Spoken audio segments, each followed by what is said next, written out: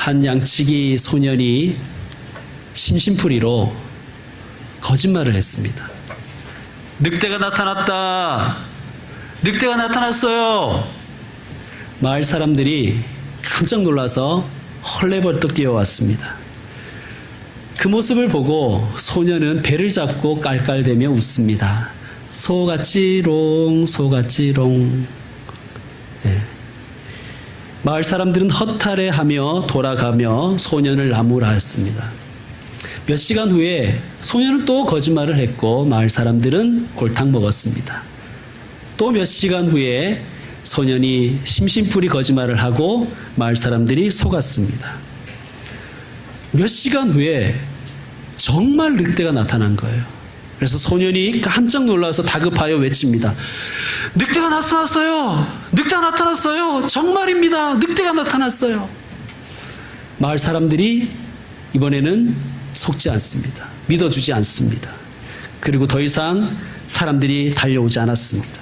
결국 양들은 늑대의 밥이 되고 말았습니다. 자, 이것은 우리가 잘 아는 이솝 우화입니다. 이 이야기의 교훈이 뭐예요? 이 이야기의 메시지가 뭡니까? 거짓말은 3번까지만 하자. 그렇게 메시지의 결론을 내도 되겠습니까? 아니죠. 정직하라. 장난으로라도 거짓말은 하지 말아라 하는 것이 이 이야기가 주는 교훈입니다.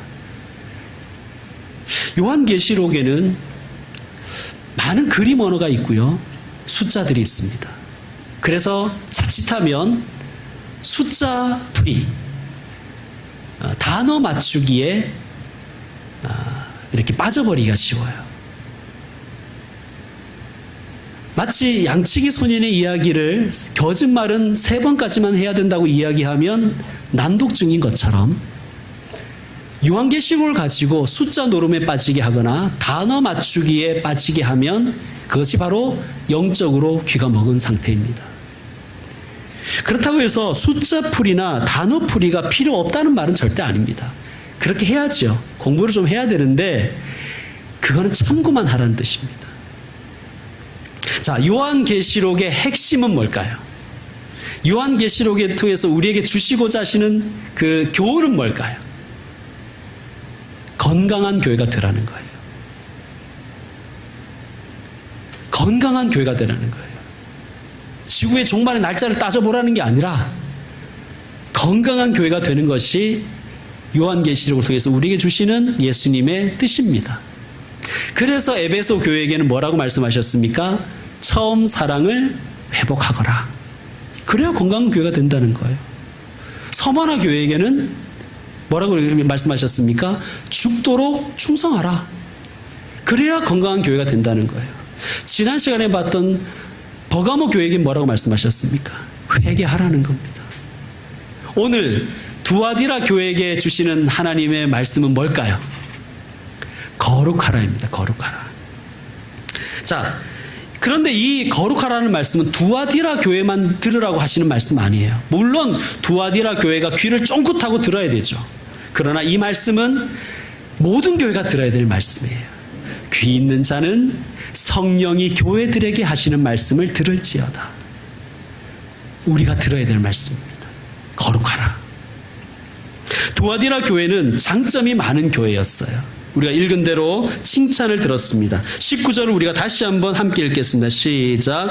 내가 내 사업과 사랑과 믿음과 섬김과 인내를 아노니 내 나중 행위가 처음 것보다 많도다. 아멘. 예수님이 5가지로 칭찬하신 거예요. 두아디라 교회의 5가지를 칭찬하신 거예요. 사업과 사랑과 믿음과 섬김과 인내. 어떻습니까, 여러분? 좋은 교회죠? 훌륭한 교회입니다. 그런데 이 문장을 조금 더 문법에 맞게 직역을 해보면 그 뜻이 더 살아나는데, 사업이라고 하면 우리가 보통 비즈니스라고 생각을 하잖아요. 그러니까 이 사업이라는 단어를 행위라고 단어를 바꾸는 게 좋습니다. 그러니까 이렇게 해석할 수 있어요. 나는 너의 행위들, 곧 사랑과 믿음과 섬김과 인내의 행위들을 알고 있다. 그리고 너의 그 행위가 처음보다 나중이 훨씬 더 많구나 라고 칭찬하신 겁니다. 여러분, 두아디라 교회는 좋은 교회였어요. 말로 사랑을 하지 않았습니다. 말로 믿는다고 그러지 않았어요. 그냥 섬김을 말로 하지 않았어요. 인내를 말로 한 교회가 아니에요. 행위로, 실천으로 한 교회가 두아디라 교회였습니다. 훌륭한 교회죠? 좋은 교회입니다. 그런데 더 훌륭한 것은 그 행위가요, 그 실천이 처음보다 나중이 더 풍성했대요. 그러니까 더 훌륭해진 교회예요. 점점 더 진보하는 교회였습니다. 사랑하는 교회 여러분, 저는 우리에게 한번 스스로 물어야 된다고 생각합니다. 우리는 실천하고 있는가? 그러니까 말뿐인 그리스도인인가? 사랑, 믿음, 섬김, 인내, 말로 하고 있는가? 아니면 행위로 실천하고 있는가? 여러분 스스로 한번 물어보시죠. 그리고 우리는 전보다 발전하고 있는가? 그 전보다 더 풍성해지고 있는가? 여러분, 우리의 삶을 한번 돌아보시고 질문을 던지시죠. 그래서 저는 우리 교회도 두아디라 교회처럼 이 시간 우리가 함께 드리는 저와 여러분 모두가 말로 사랑하고 말로 믿고 말로 섬기고 말로 인내하는 사람들이 아니라 삶으로, 실천으로, 행위로 살아내는 분들이 되셨으면 좋겠습니다. 그리고 점점 더 성장하고 점점 더 발전하고 점점 더 풍성해지고 점점 더 훌륭해지는 진보해가는 교회가 되었으면 좋겠습니다. 스스로에게 우리는 늘 확인해야 됩니다. 우리는 진보하고 있는가? 우리는 발전하고 있는가? 아니면 우리는 그냥 정체 중인가? 우리는 퇴보 중인가? 여러분 스스로에게 한번 질문을 해보시기 바랍니다. 자, 칭찬받은 이 교회가 책망도 동시에 받았습니다. 20절에 그 책망의 내용이 나옵니다. 여러분이 한번 20절을 읽어주시기 바랍니다. 시작. 그러나 내게 책망할 일이 있노라. 자칭 선지자라는 여자 이세벨을 내가 용납하리니 그가 내 종들을 가르쳐 꾀어 행동하게 하고 우상의 제물을 먹게 하는도다. 아멘.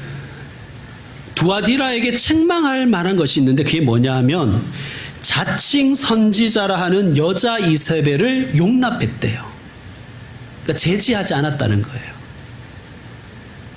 그래서 이 이세벨이라는 여자 때문에 예수님의 종들이 유혹을 당하여서 행음하고 우상의 제물을 먹게 되었다는 거예요. 그러니까 이 말은 한마디로 얘기하면 두아디라 교회는 참 좋은 교회인데 그 가운데 거룩함을 상실한 교회가 성도들이 있었다는 거예요. 거룩함을 상실한 사람들이 있더라는 것입니다. 이세벨 때문에 두아디라는 거룩을 상실한 교회가 되어버렸습니다. 그러니까 이세벨은 아마 상징적인 이름이었던 것 같아요. 정말 실명 이세벨이 아니라, 그러나 연구를 해보면 이세벨 같은 짓을 하는 여자가 이 교회에 있었던 것 같습니다. 이세벨은 누구이냐면 구약에 나오는 아합 왕의 부인이었어요. 근데 이 이세벨은 그 아스다롯과 바알이 이스라엘로 들어오는 통로가 됐던 여자예요. 그러니까 이스라엘 사람들이 원래 여호와 하나님만 섬겨야 되는데 바알과 아스다롯을 섬기도록 이 왕비인 이세벨이 통로가 된 여자입니다. 그 여자와 같은 짓을 하는 사람이 두아디라 교회에 있었다는 거예요. 학자들이 연구를 해보니까 아마 이 이세벨이란 여성은 두아디라 교회의 감독의 부인이었던 것 같습니다. 그러니까 감독은 담임 목사 같은 사람이에요.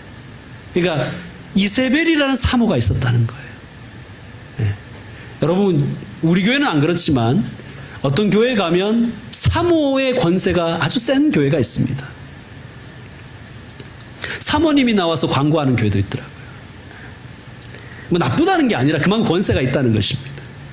자, 이 이세벨 같은 여자 때문에 교회에 거룩함을 상실한 이들이 있었는데 그것을 예수님이 알고 계셨고 책망하시는 거예요. 자, 그럼 우리는 오늘 이 거룩에 대해서 좀 같이 생각을 해봐야 돼요. 거룩하다. 그런 말 많이 쓰잖아요. 거룩해야 된다. 거룩이 도대체 뭘까요? 제가 여러분께 한번 질문 드리고 싶어요.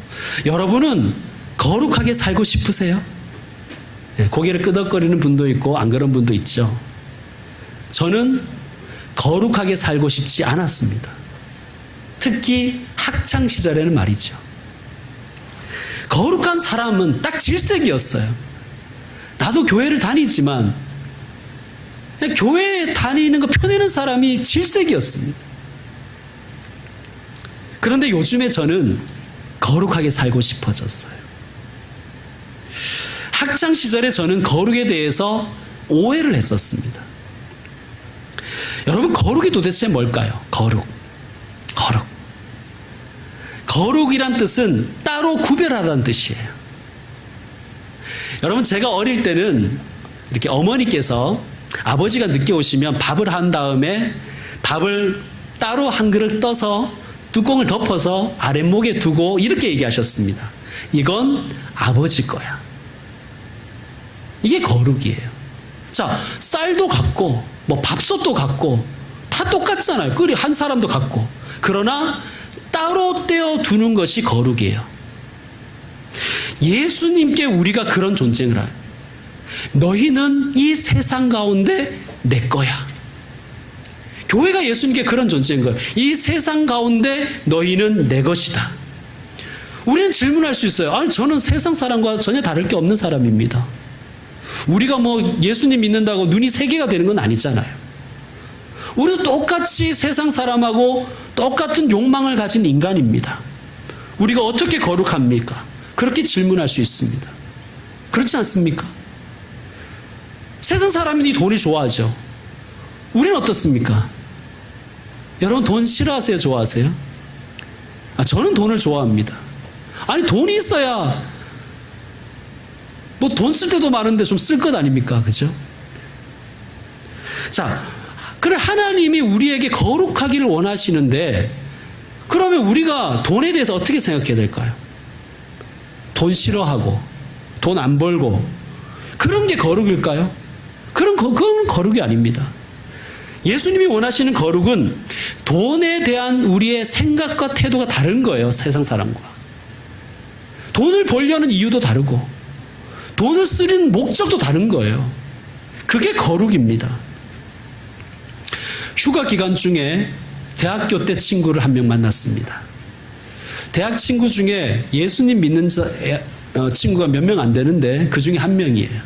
고맙죠? 이런저런 얘기를 나누다가 11조에 대한 얘기가 나왔어요. 그 친구의 요점은 이거예요. 질문의 요점은 11조를 꼭 해야 되나?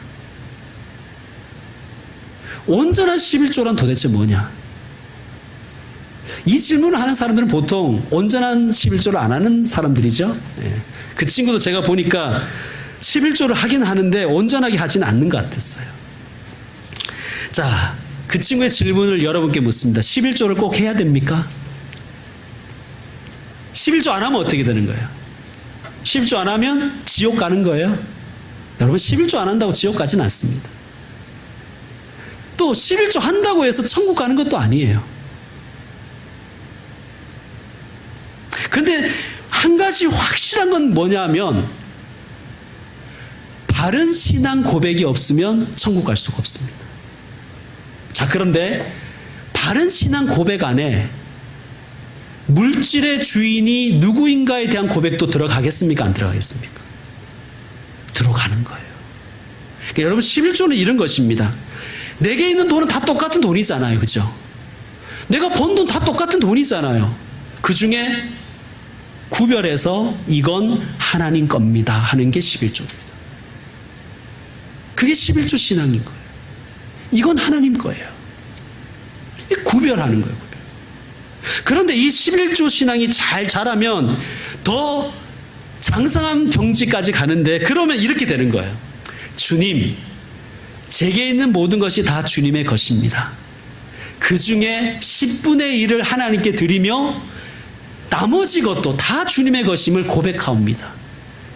주님이 기뻐하시는 방향으로 이 물질이 쓰여지게 하여 주옵소서.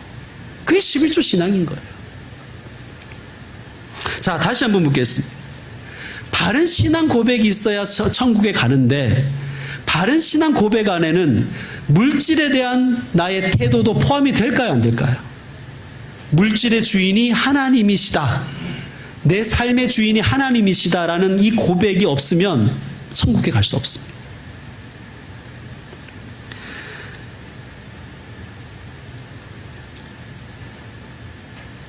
그리고 주님은 결정적으로 우리가 나의 주인, 예수님을 향하여 나의 주님이라고 부르기를 좋아하세요.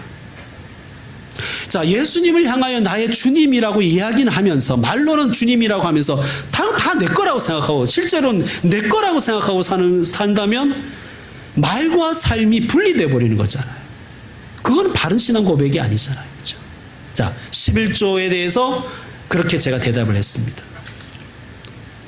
또 하나의 질문은 이것이죠. 그렇다면, 자, 11조를 하긴 하는데, 그럼 온전한 11조는 뭐냐는 거예요. 온전한 11조. 온전한 11조. 그 친구가 이렇게 말합니다. 자기 교회 목사님 얘기하면서 우리 교회 목사님이 11조에 대해서 부담을 느끼지 말라고 말씀하셨다. 기쁨으로 하라고 자원하는 마음으로 해야 된다고 말씀하셨다. 그렇게 얘기하는 거예요. 그래서 그 친구는 이 말씀에 위로를 받아서 제가 보기에는 10분의 1보다 적게 하는 것 같아요. 용기를 얻어서. 여러분, 그런데 저는 이 목사님이 엄청난 고수라고 생각합니다. 이 고단수 목사님이에요. 여러분, 제일 무서운 게 뭐예요? 알아서 해. 그게 제일 무서워요. 차라리 10% 해라 라고 딱 찍어주면 쉬워요. 그죠? 그렇잖아요. 그죠? 그런데 알아서 해. 이게 하라는 건지 말라는 건지, 적게 하라는 건지 더 많이 하라는 건지, 딱 맞추라는 건지, 이게 쉽지가 않은 거예요. 여러분, 기쁨으로 하십시오, 알아서 하십시오, 이게 제일 무서운 말이에요. 사랑하는 성도 여러분, 하나님이 나의 물질의 주인 되심을 고백하는 분들 되시길 바랍니다. 그리고 알아서 하십시오. 주일 성수도 마찬가지예요. 주일 성수라는 것은 이제 교회에서 쓰는 말인데, 주일을 거룩하게 지킨다는 얘기예요. 마찬가지입니다. 주일을 성수한다고 천국 가는 건 아니에요. 또 주일 좀 빠져먹는다고 지옥 가는 것도 아니에요. 근데 확실한 것은 시간의 주인이 하나님이심을 고백하는 행위가 주일을 지키는 거예요. 아까도 말씀드렸지만 바른 신앙 고백 없이는 천국 갈 수 없습니다. 자, 바른 신앙 고백에 시간의 주인이 하나님이심을 고백하는 고백이 포함될까요, 안 될까요? 말로는 예수님을 나의 주님이라고 해놓고 시간을 자기 멋대로 자기 다 써버리는 거예요. 그냥 자기 기분 좋은 대로. 정말 주님 맞습니까? 주님 나의 하인이죠. 여러분, 다시 한번 말씀드립니다. 주일 성수도 알아서 하십시오. 이게 더 무섭잖아요. 그죠? 알아서 하십시오. 자, 왜 이야기를 드리려고 하냐 하면, 우리가 거룩이라고 하면 누구의 거룩을 생각하냐 하면 바리새인들의 거룩을 다 떠올리는 거예요. 그러니까 그렇게 하고 싶지 않은 거예요. 그런데 여러분, 한번 질문하겠습니다. 가장 거룩하신 분이 누굴까요? 우리 예수님이십니다. 그러므로 거룩하게 산다는 것은 예수님 닮아가려고 노력하는 삶이에요. 예수님처럼 살고 싶어서 그렇게 애쓰고 실천하는 것이 거룩한 삶인 거예요. 여러분, 저는 그래서 거룩하게 살고 싶어요. 정말 조금이라도 좀 예수님 닮았다는 얘기 좀 듣고 싶은 거예요. 아니, 목사가 어디 나가서 뭐 사업가처럼 생겼다고,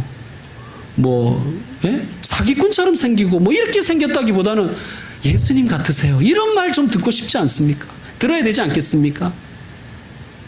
전 정말 좀 예수님처럼 살고 싶어요. 조금이라도 말이죠.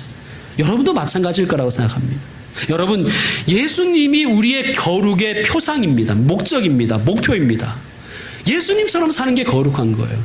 그러면 예수님이 재미없는 분이냐는 거예요. 우리는 바리새인의 거룩을 생각하니까 거룩하게 살면 재미가 없다고 생각하는 거예요. 매력적이지 않은 거예요. 여러분들 예수님 어떤 분이세요? 예수님은 알면 알수록 푸근하고 따뜻하고 매력적인 분이세요. 심지어 예수님은 재밌는 분이세요. 예수님이 얼마나 재밌는 분이셨냐 하면 예수님이 별명을 많이 지어주신 것에서 알 수 있어요. 여러분, 별명을 잘 짓는 사람 보면 재치가 있잖아요. 제 학창시절에 고등학교 때 선생님 중에 한 분이 별명이 사이다가 계셨어요. 사이다 발언을 잘 하셔서 사이다가 아니라 수업하실 때마다 늘 이렇게 입가에 거품을 물고 계시는 거예요. 사이다라고 별명 지은 게 얼마나 재치가 있어요. 그죠? 애들이 딱 알아듣잖아요. 사이다 이러면. 설명하지 않아도 되잖아요. 여러분, 별명을 잘 짓는다는 것은 재치가 있는 거예요. 재밌는 분이셨어요. 예수님. 자, 예수님이 어떤 별명들을 지어주셨어요? 우리가 아는 대로 얘기하면. 내가 너를 게바라 하리라. 베드로라 하리라. 게바가 무슨 뜻이에요? 바위. 우리는 이거를 이제 멋있게 번역한다고 반석 이랬어요. 반석. 내가 너를 반석이라고 하게. 되게 멋있잖아요. 그런데 당시를 한번 생각해 봅시다. 베드로가 하는 짓, 그러니까 시몬이 하는 짓을 보니까 완전히 바우인 거예요. 바우. 그래서 예수님이 부른 거예요. 이렇게 말하는, 얘들아, 우리 앞으로 쟤를 바우라고 불러주자. 그렇게 제자들이 어떻겠습니까? 막 박장대소 했겠죠. 딱 겹쳐지니까. 바우와 베드로가 딱 이렇게 딱 겹쳐지니까. 또 예수님이 막 성격이 엄청 급한 야고보와 요한을 향해서는 이렇게 별명 지어주셔요. 보아너게.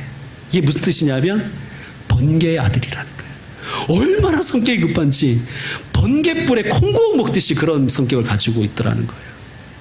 또 예수님은요, 그 당시의 왕이었던 헤롯을 향해서도 별명을 하나 지어주었어요.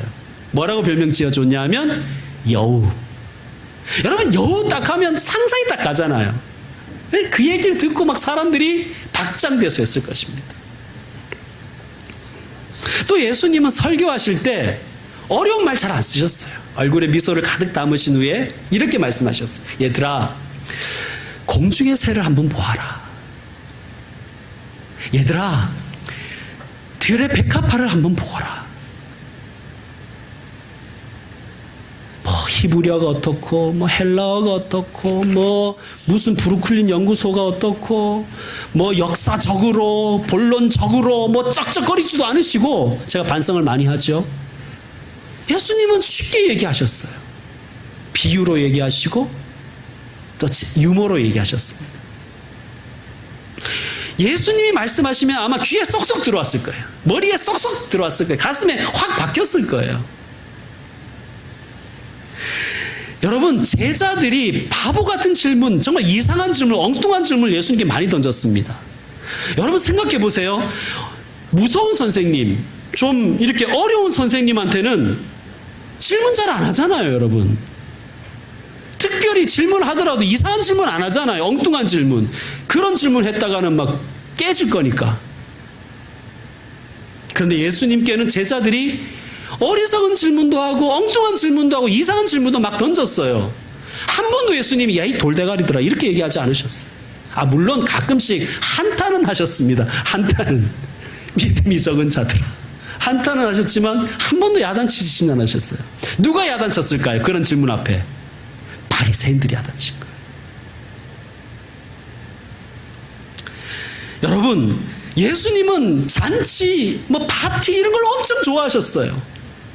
잔치가 있다고 그러면 다 참석하셨어요, 예수님은. 초청하든 말든. 네. 자, 그래서 예수님의 별명이 뭐였냐면 먹보였습니다. 먹보. 그리고 포도주를 즐기는 주정뱅이가 예수님의 별명이었어요. 예수님만 나타나면 사람들의 얼굴에 미소가 확 번졌어요. 반대로 바리새인이 나타났으면 어땠을까요? 저 인간이 또 뭐 지적하러 왔나 싶어가지고 아마 사람들이 눈을 피했을 거예요. 아까 조영수 집사님 눈 피하듯이 막 사람들이 눈을 피했어요. 눈 안 맞춰주려고. 예수님 곁에는 언제나 사람들이 모여들었고 막 떠들썩했을 것입니다. 왜? 예수님께는 사람 냄새가 났거든요.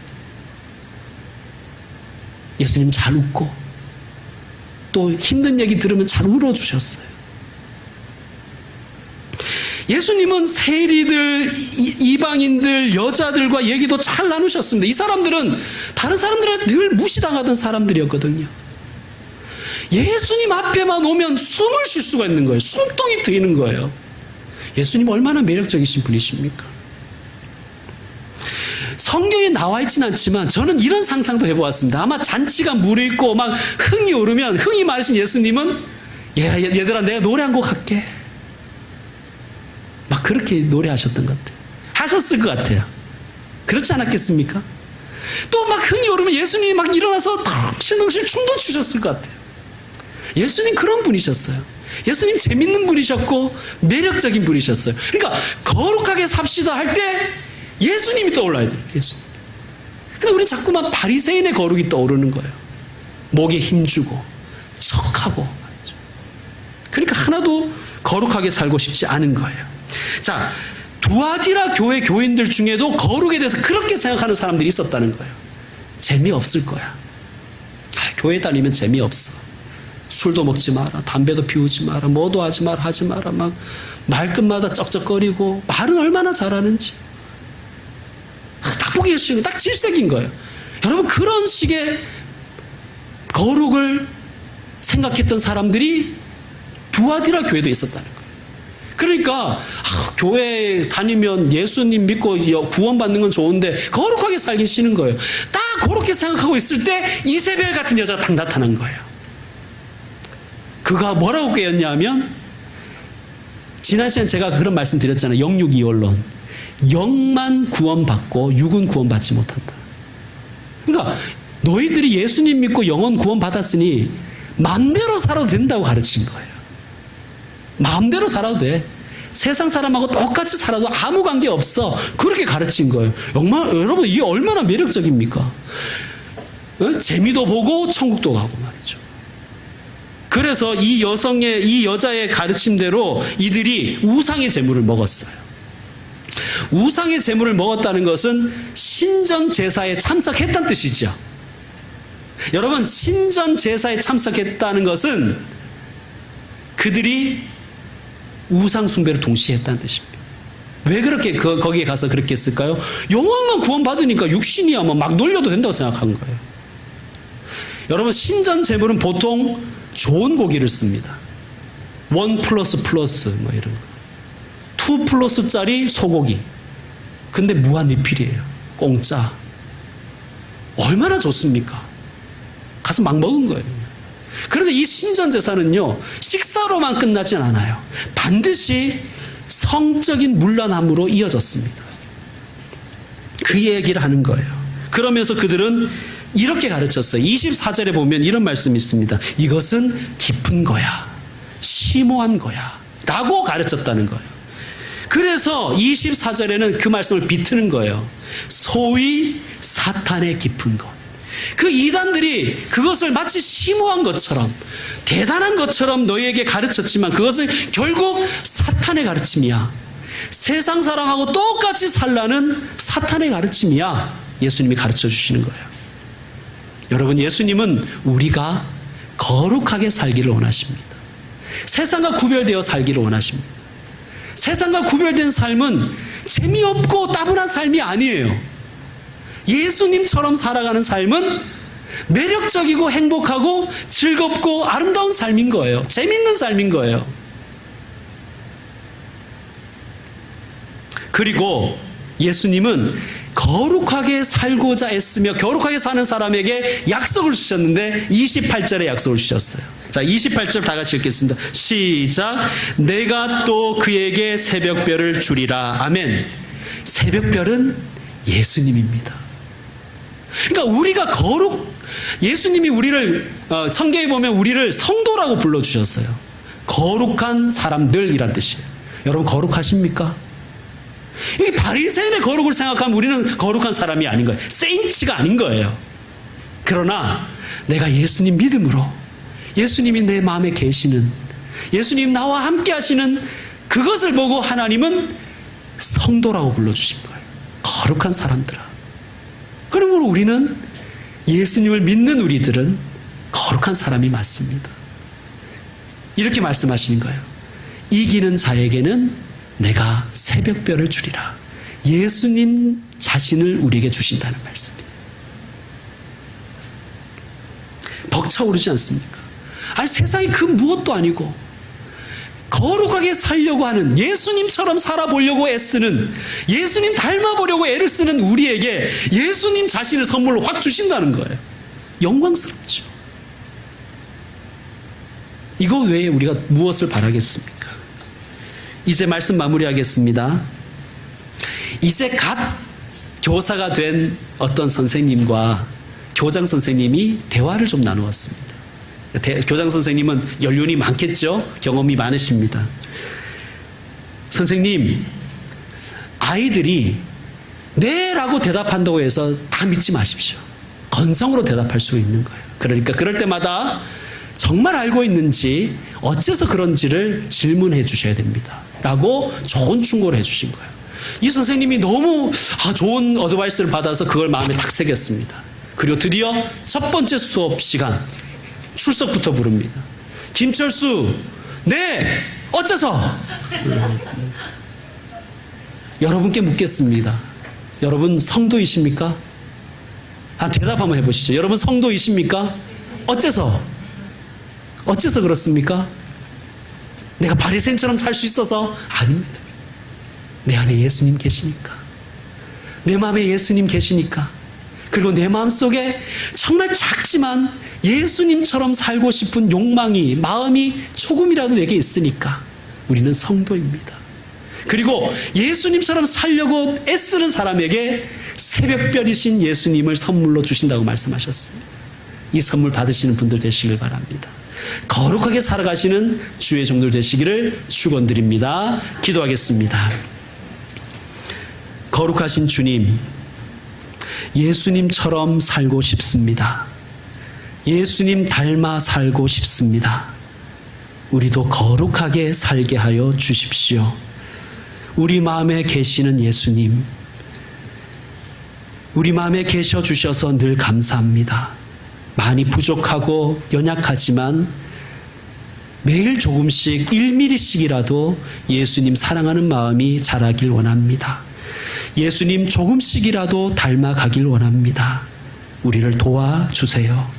예수님 이름으로 기도드립니다. 아멘. 말씀을 기억하시면서 우리 다 같이 일어나서 찬양 드립시다. 주보에 있는 찬양입니다. 이 시간 너의 맘속에.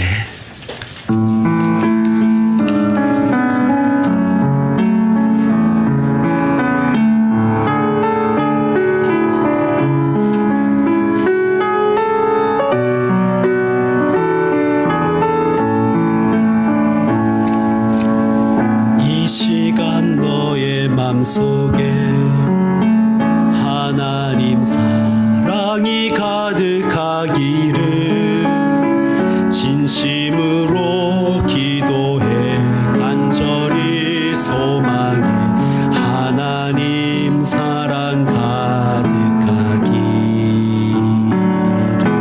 하나님은 너를 사랑해 얼마나 너를 사랑하시는지 너를 위해 저 별을 만들고 세상을 만들고 아들을 보냈네. 오래전부터 널 위해 준비된 하나님의 그 신사랑 너의 가는 길 주의 사랑 가득하기를 축복해.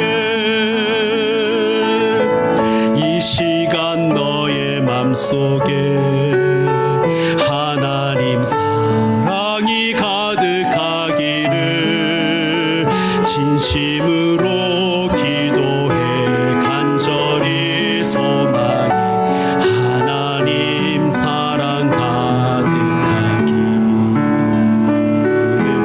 하나님은 너를 사랑해 얼마나 너를 사랑하시는지 너를 위해 저 별을 만들고 세상을 만들고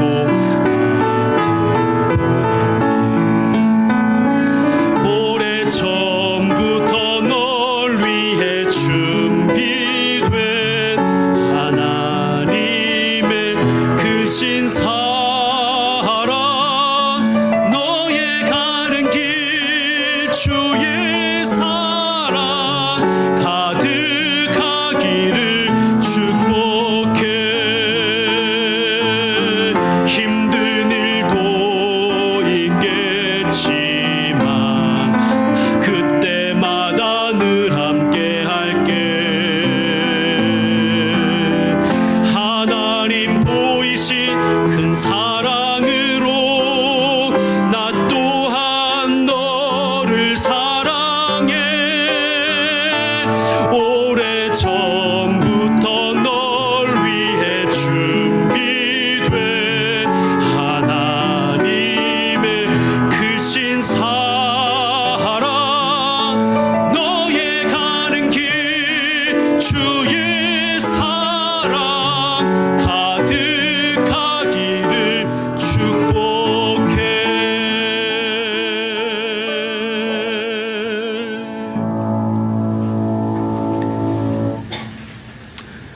우리를 축복하시는 또한 우리를 사랑하시는 놀라운 예수님의 은혜와 우리를 위해서 세상을 만들고 심지어 아들이신 예수님까지 주신 하나님의 사랑과 우리로 하여금 거룩하게 살고 싶은 욕망을 주시고 또 거룩하게 사는 것이 무엇인지를 알게 하시는 성령님의 교통하심이 이 자리에 머리 숙인 모든 사람들에게 이제로부터 영원토록 함께 계실지어다. 아멘.